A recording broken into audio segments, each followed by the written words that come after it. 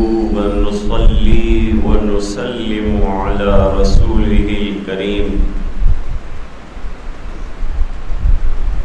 أما بعد أعوذ بالله من الشيطان الرجيم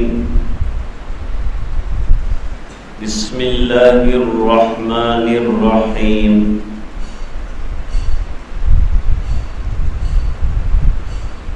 اذهب إلى فرعون إنه طغى صدق الله العظيم اللهم صل على سيدنا محمد وعلى آل سيدنا محمد وبارك وسلم.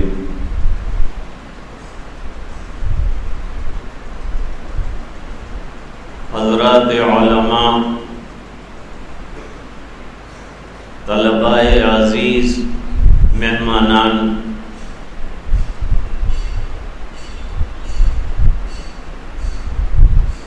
آج ملک آزادی کا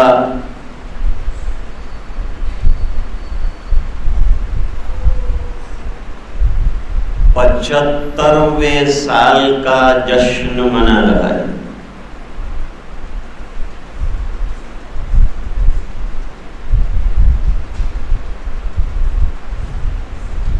پچھلے کچھ دنوں سے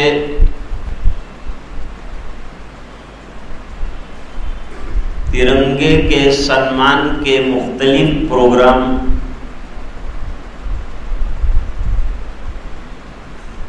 ہوتے رہے ہیں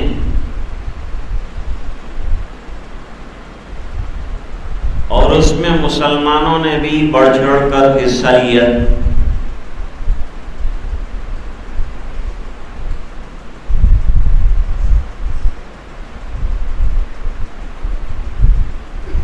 ہمارے وزیر اعظم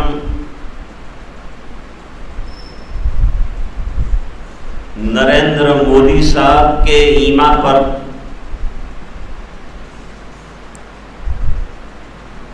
گھر گھر ترنگا لہرائے جانے کی مہم، یہ مہم ہے، حکم نہیں ہے،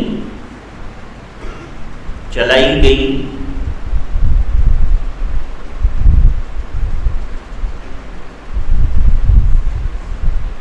اور مسلمان بھی دیش کے وفادار ہیں یہ بتانے کے لیے بیچارے مسلمانوں نے ریلیاں نکالی.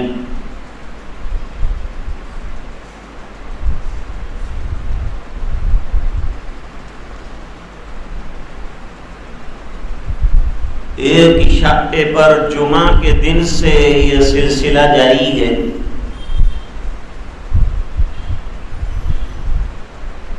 کل یہ سب ترنگے غائب ہو جائیں گے.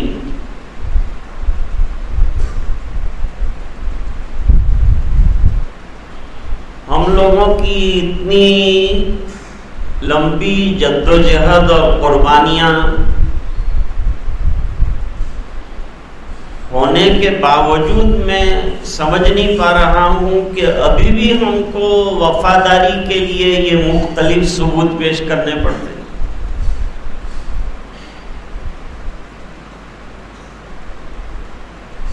ہندوستان کی خونی آزادی کے اندر 55,000 علماء کا خون لگا ہے.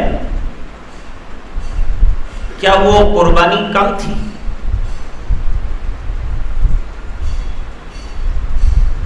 کہنے والوں نے کیا غلط کہا تھا؟ 1900 کے بعد دیش واسیوں میں آزادی کے سلسلے کی جاگرتی آئی.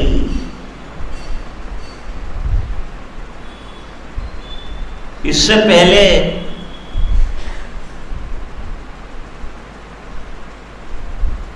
1657 جس کے بعد عالمگیر رحمت اللہ علیہ دنیا سے تشریف لے گئے، 50 سال لگاتار اس مغل تاجدار نے ہندوستان کے سب سے بڑے رقبہ پر حکومت کی اور انصاف اور عدل کا بول بالا کر کے رکھی۔ کسی نے واٹس ایپ پر بہت اچھی بات لکھی ہے، مجھے پسند آئی، کہ آج مودی صاحب نے کہا ترنگا لہراؤ تو ہم لہرا رہے ہیں، حالانکہ ہماری حب الوطنی میں تو کوئی شک ہے نہیں۔ گھر گھر لہراؤ تو وہ بھی لہرا رہے ہیں، ریلیاں نکالو تو وہ بھی نکال رہے ہیں، گاڑیوں پہ لگاؤ وہ بھی لگا رہے ہیں۔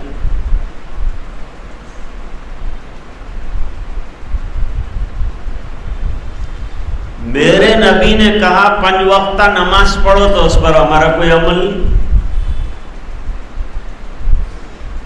میرے نبی نے کہا سنتوں پر عمل کرو، کوئی عمل نہیں۔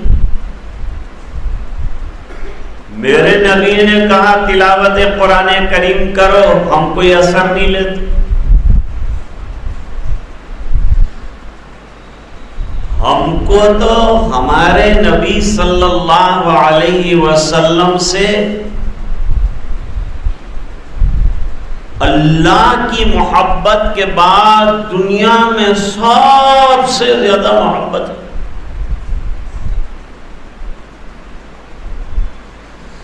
کیونکہ جتنے حضرات کہہ رہے ہیں اور ہم کو احکام دے رہے ہیں، یہ ہمارے لیے روئے نہیں ہیں، اور میرے نبی رات کو اٹھ کے روئے ہیں امت کے لیے، دن کو فکریں کی ہے، اللہ کے پاس مانگا ہے، اس امت کی بخشش کو مانگا ہے، مغفرت کو مانگا ہے۔ ہم کو سبق لینا چاہیے۔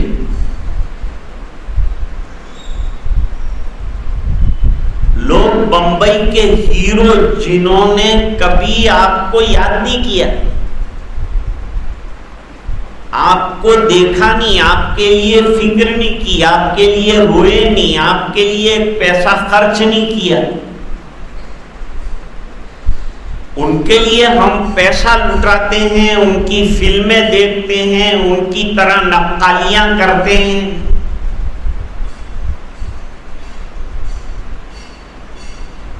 لیکن میرے آقا کی نقل کرنے میں ہم کو شرم محسوس ہوتی ہے۔ میرے آقا راتوں کو سجدوں میں امت کے لیے روئے ہیں، یہ روایتوں سے ثابت ہے۔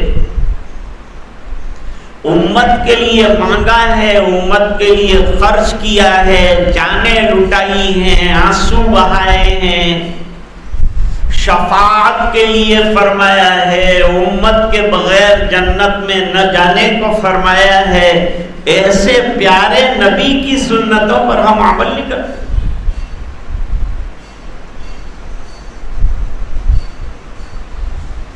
آزادی کی تاریخ بہت لمبی ہے، 1900 سے شروع نہیں ہوتی، یہ خالی 100 سال کی تاریخ نہیں۔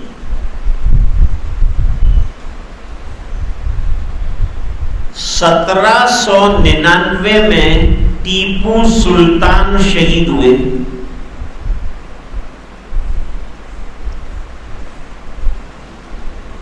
ٹیپو سلطان مرحوم نے شہید ہونے سے پہلے علاقے کے تمام نوابوں کو متحد کر کے انگریزوں سے لوہا لینے کے لیے کوشش کی، لیکن اتحاد نہ ہو سکا منافقوں کی وجہ سے۔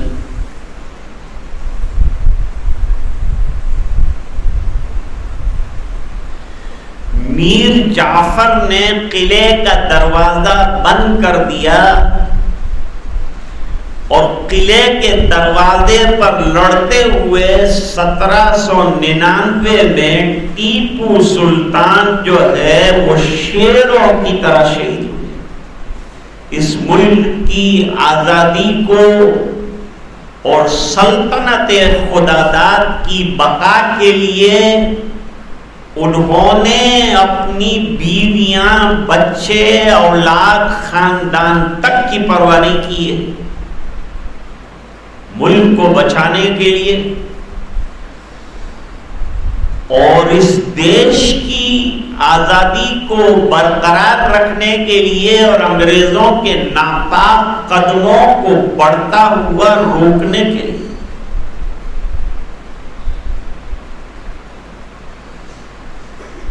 عالمگیر رحمت اللہ علیہ نے 43 سال کی عمر میں صرف 1 سال کے اندر قرآن کریم حفظ کیا۔ علمی کام بہت کیے ہیں عالمگیر رحمت اللہ علیہ، تہجد گزار تھے اور علماء کی پوری ایک ٹیم بٹھائی تھی جو نادر کتابیں جو ہے وہ تحریر کرتی تھی، اور اسی میں سے ان کی یادگار جو ہے فتاوی عالمگیری بھی۔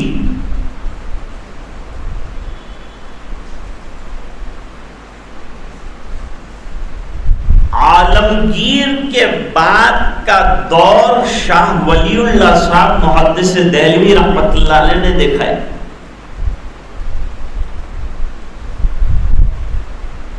اور عالمگیر رحمت اللہ علیہ کے قلمدان کے ختم ہونے کے بعد ملک میں انتشار اور طوائف الملوکی شروع ہوئی،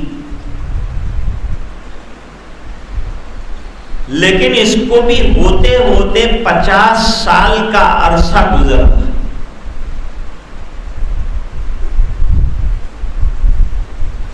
یہ فتنوں کے زمانے میں دہلی میں بیٹھ کر شاہ ولی اللہ صاحب محدث دہلوی رحمت اللہ علیہ ملک کے حالات پہ نظر رکھ رہے تھے۔ انہوں نے احمد شاہ ابدالی کو خط لکھوایا اور اس کو یہاں بلوایا، مریٹھوں کے ساتھ جنگیں ہوئیں، بعد میں کامیابی اللہ تعالیٰ نے عطا فرمائی۔ شاہ صاحب اس کے دوران تصنیف، تالیف اور تدریس کے کاموں میں مصروف رہے اور ملک پر نظر رکھتے رہے کہ ملک کی سالمیت کو خطرہ نہ لگے۔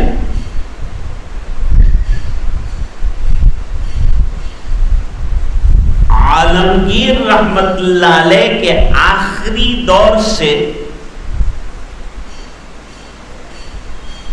انگریزوں کا آہستہ آہستہ تسلط ہوتا گیا۔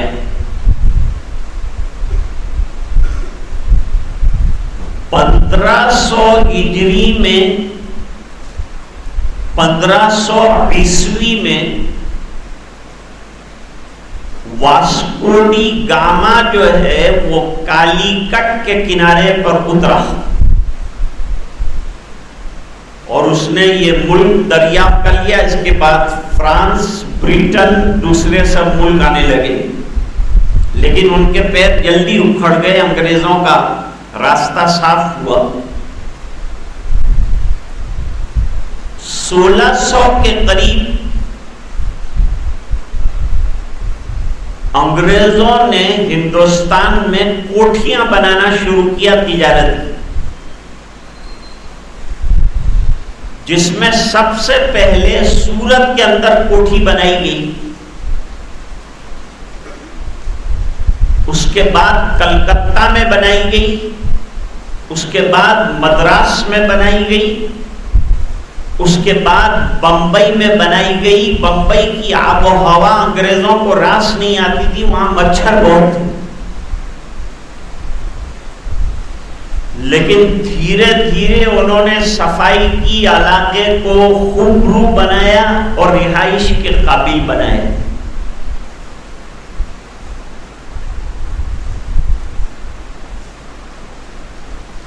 اس کے بعد شاہ عبدالعزیز صاحب محدث دہلوی رحمت اللہ علیہ تشریف لائے۔ تب تک انگریزوں کا تسلط بہت زیادہ ہو گیا۔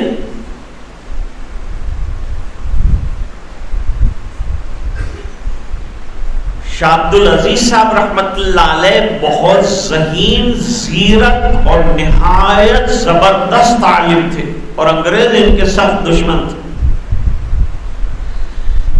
کیونکہ سب سے پہلے انہوں نے انگریزوں کے ناپاک تسلط کو سامنے رکھ کر ہندوستان کو دارالحرب ہونے کا اعلان کیا، اور مسلمانوں کو انگریزوں کے ساتھ کوآپریٹ کرنے اور ان کی فوج میں بھرتی ہونے کو ناجائز قرار دیے۔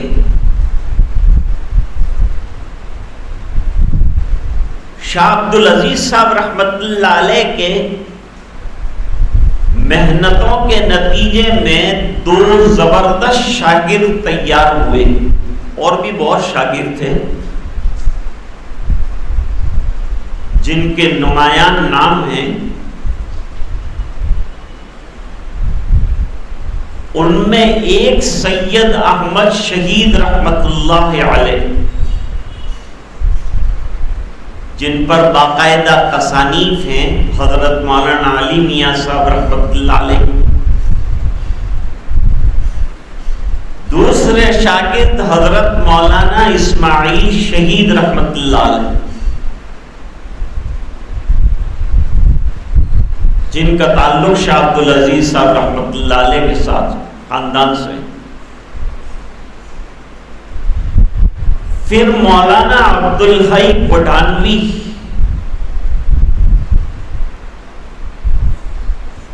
یہ تمام حضرات نے مل کر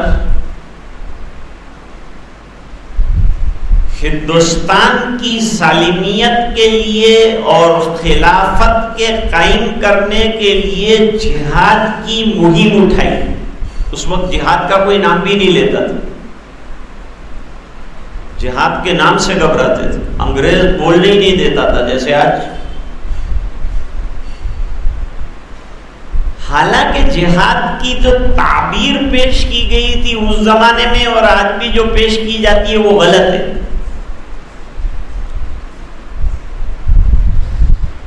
جہاد کا مقصد تلوار سے اسلام پھیلانا ہے ہی نہیں۔ جہاد کا مقصد یہ ہے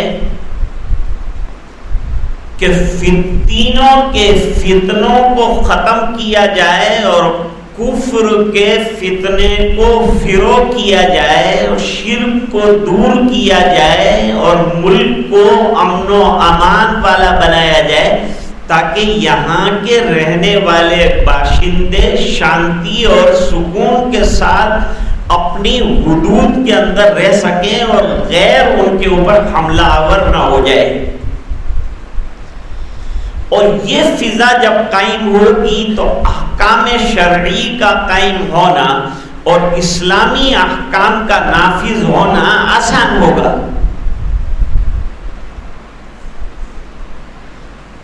تو ممبروں سے سید احمد شہید، مولانا اسماعیل شہید رحمت اللہ علیہ نے جامع مسجد کے ممبر سے لگاتار جو ہے جہاد کے لیے مہم چلائی اور فوجیں تیار فرمائی، اور ان کی فوجوں میں بڑے بڑے لوگ شامل ہوئے، غرباء، عمراء، نواب تک شامل ہوئے۔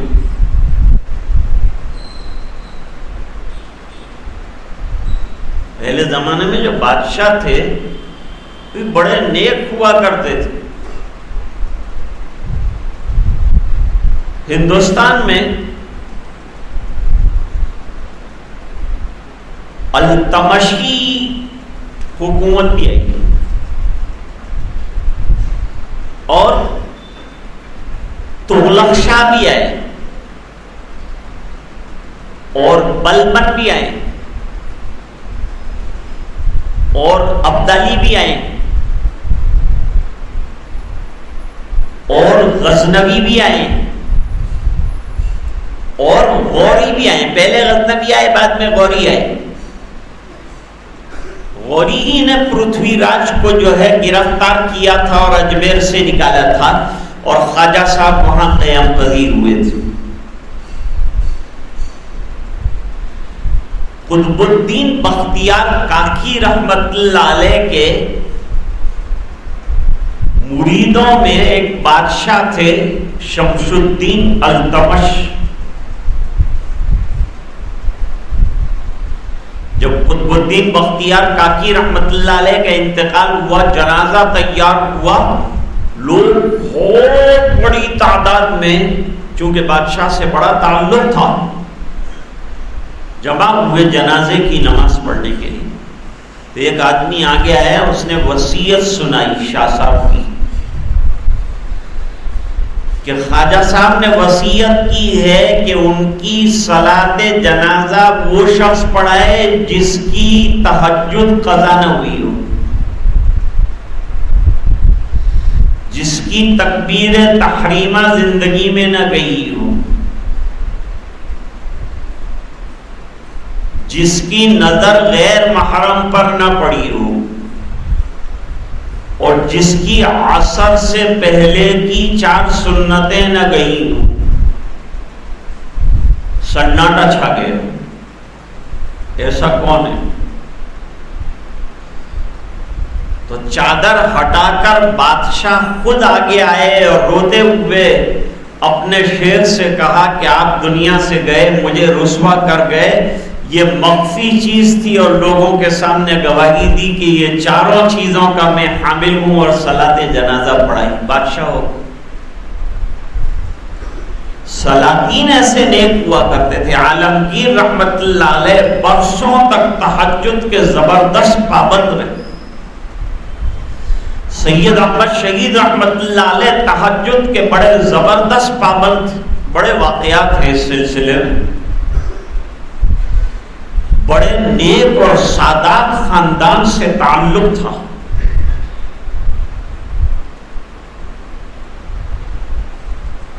آزادی کی تاریخ شروع کریں ہم تو 1830 سے شروع ہوتی. 1830 کے قریب سید احمد شہید رحمت اللہ علیہ چھوٹی موٹی جھڑپیں افغانستان کی طرف سے کرتے ہوئے آ رہے ہیں. اسی راستے سے زیادہ تر سلاطین غوری اور غزنوی اور لودھی وغیرہ حضرات آئے ہیں. وہ راستہ اختیار کیا تھا سید احمد شہید رحمت اللہ علیہ نے. اس زمانے میں سکھ جو ہے بڑے مسلمانوں کے دشمن ہو گئے تھے. رانا رنجیت سنگھ تھا، اس نے مسلمانوں کی ناک میں دب کر رکھا تھا، جینے نہیں دے رہا تھا، اور اپنے شکنجے میں لے رکھا تھا لوگوں کو اور مسلمانوں کو دبوچ کے رکھا تھا. یہ شکنجے سے نکالنا اور ان کو آزادی کا ماحول دینا یہ تو دینی حق ہے. حضرت موسیٰ علیہ السلام کو اللہ تعالیٰ نے حکم فرمایا کہ فرعون نے بڑا طغیان اور سرکشی مچا رکھی ہے اور 600 سال سے بنی اسرائیل کو اپنا غلام بنا کے رکھا ہے. جاؤ اور جا کر سمجھاؤ، اذهب الى فرعون انه طغى، اس نے طغیان اختیار کیا ہے، اس کی سرکشی کو ختم کرو اور غلامی کے شکنجے سے بنی اسرائیل کو آزاد کراؤ. حضرت موسیٰ علیہ السلام نے لگاتار مہم چلائی اور اس کے بعد ایک عرصے کے بعد حضرت موسیٰ علیہ السلام نے بنی اسرائیل کو غلامی کے شکنجے سے آزاد کرایا. تو آزاد کرانا اور بندوں کے شکنجوں سے اور غلامی سے بندوں کو نکال کر اللہ کا غلام بنانا، یہ اسلام نے سمجھا ہے. 1831 میں بالا کوٹ میں مقابلہ کیا رانا رنجیت سنگھ کا اور شہید ہو گئے. مولانا اسماعیل شہید رحمت اللہ علیہ، سید احمد شہید نے رات کو کہا آج آخری رات ہے، کل معرکہ ہے، کون زندہ رہے گا، کون شہید ہوگا. خوب آہوزاری کرو اللہ تعالیٰ کے سامنے، خوب توبہ کرو، گناہوں کی معافی مانگو، اور یہ دعا کرو کہ اگر موت دے اللہ تو شہادت کی موت. جیسے سیدنا حسین رضی اللہ تعالیٰ عنہ نے آخری رات مانگ لی تھی کہ آج آہوزاری کر لوں، اللہ کے دربار میں رو لوں، سجدے کر لوں، تہجد پڑھ لوں، دعائیں کر لوں، پھر اللہ کے دربار میں حاضری ہوں.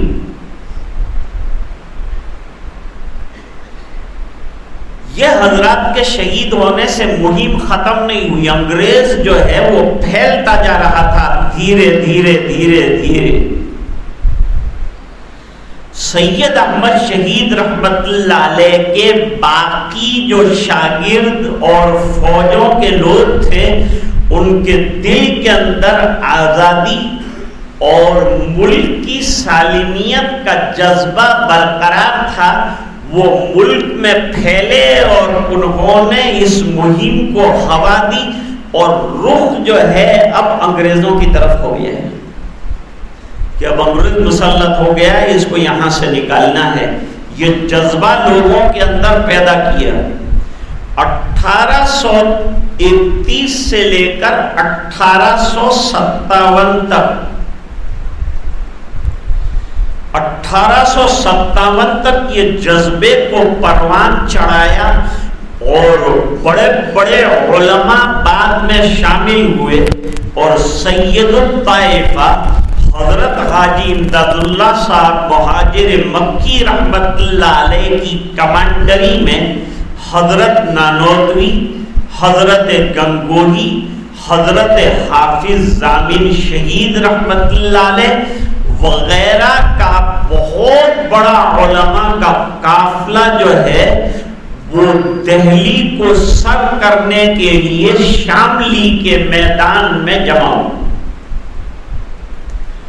اور صوفیاء کرام اور علماء کرام اس کی سرکردگی کر رہے تھے اور اس کی کمانڈری کر رہے تھے حضرت حاجی صاحب رحمت اللہ علیہ.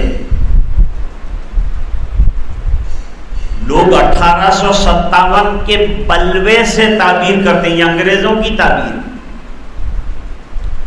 حقیقت یہ ہے کہ ہندوستان میں آزادی کا بیج جو ڈالا گیا اور پہلی مہم جو آئی وہ 1857 میں علماء کے زیر قیادت آئی. اگرچہ یہ پلان فیل ہو گیا، بہادر شاہ ظفر گرفتار ہو گئے، وہ کمانڈری کر رہے تھے، وہ بھی شامل تھے اس میں.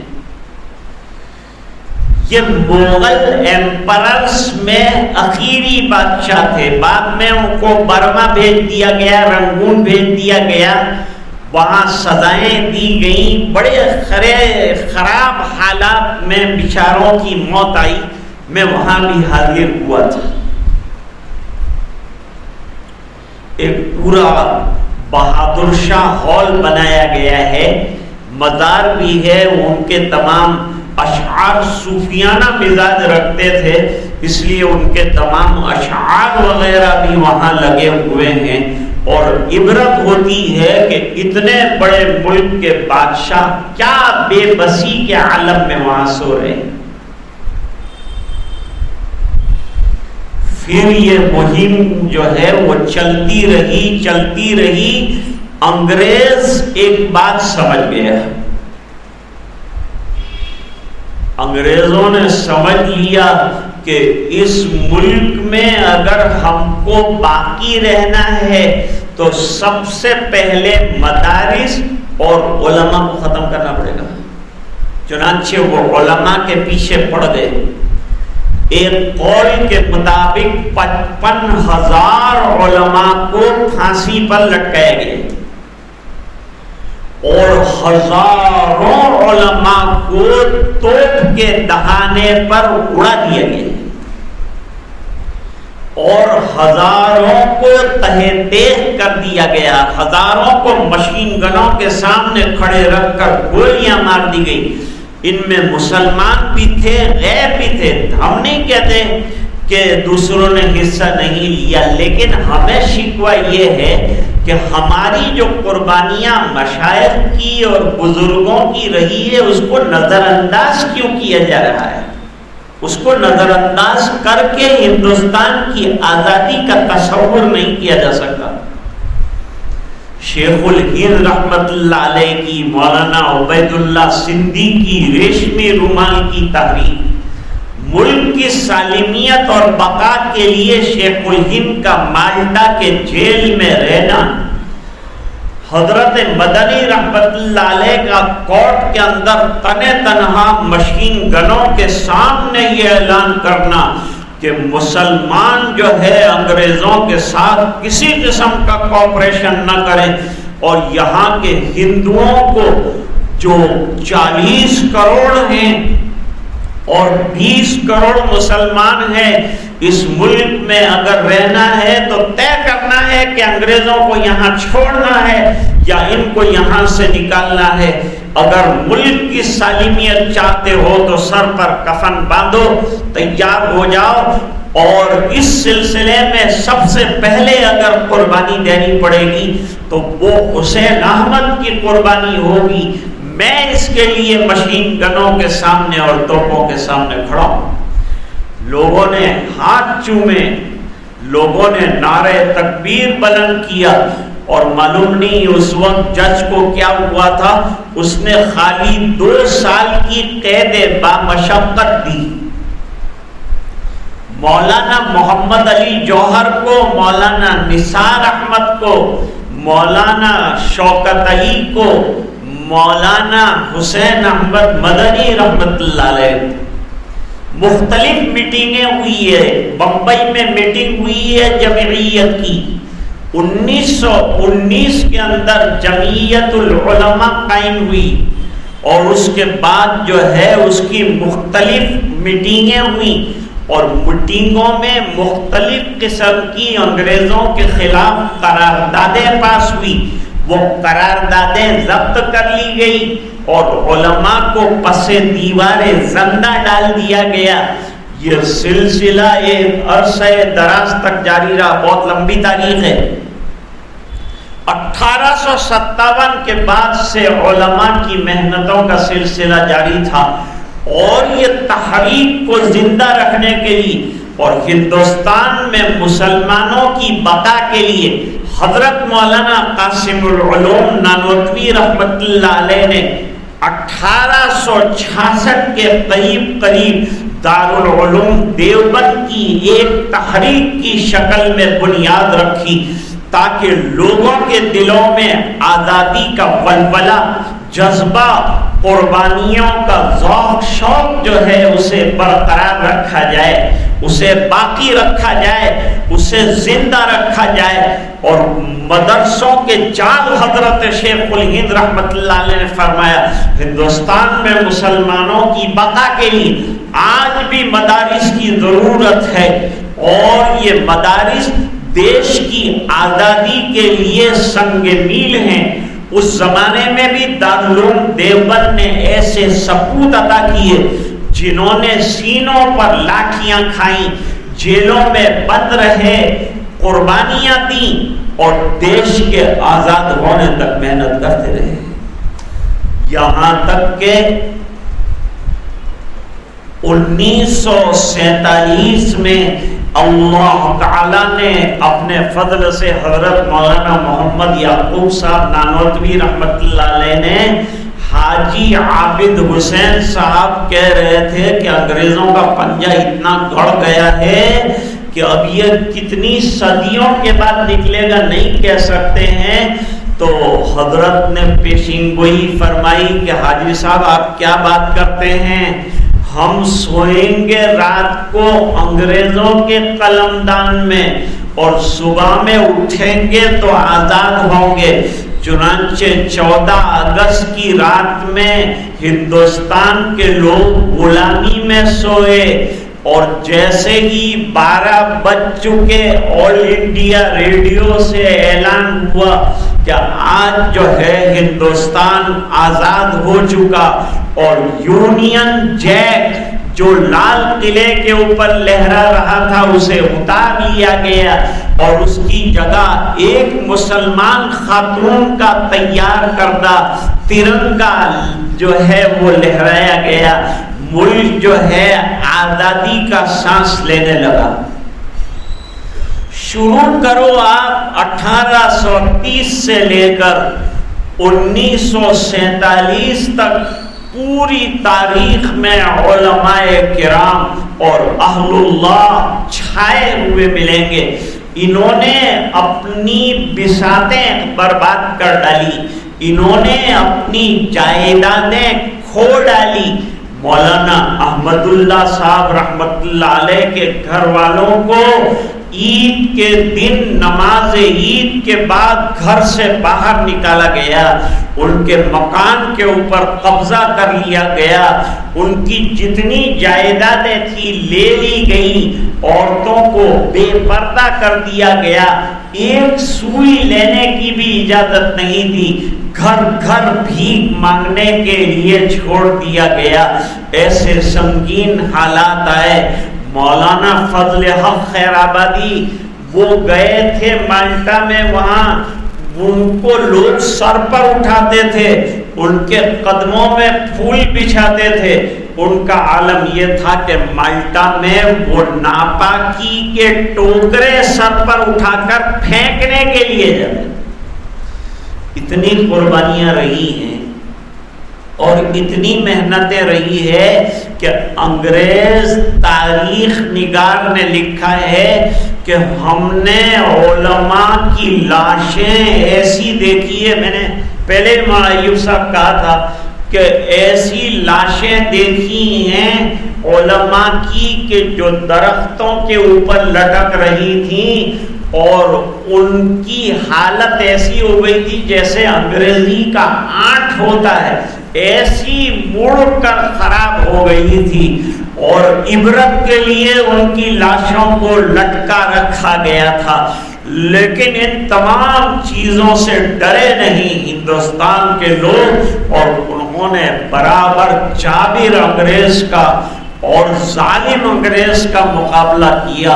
حضرت مدنی رحمت اللہ علیہ نے اخیر تک مقابلہ کیا، اور جب قلمدان تقسیم ہوئے کہ کون کیسا منسٹر بننا چاہتا ہے، حضرت نے فرمایا تھا کہ میں مدرسے کی ٹوٹی ہوئی چٹائی سے اٹھ کر آیا، اور اس لیے نہیں آیا کہ میں وزیر بنوں گا، میں پردھان بنوں گا، مجھے منسٹریاں دی جائے گی، میں اس لیے نہیں آیا، میں اس لیے آیا تھا کہ یہ میرا فریضہ تھا، اور یہ میرا فریضہ مجھے اسلام نے سکھایا ہے، میرے بزرگوں نے سکھایا ہے۔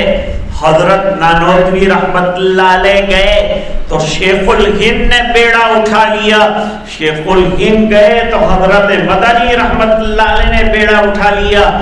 اسلام کہتا ہے بندوں کو آزادی رائے بھی ملنا چاہیے اور آزادی ضمیر بھی ملنا چاہیے۔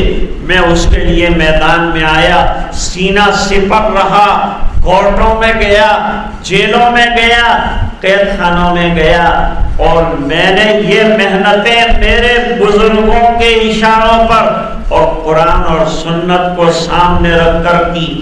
مولانا آزاد کا تذکرہ تو رہ گیا، وہ بہت لمبا تذکرہ ہے۔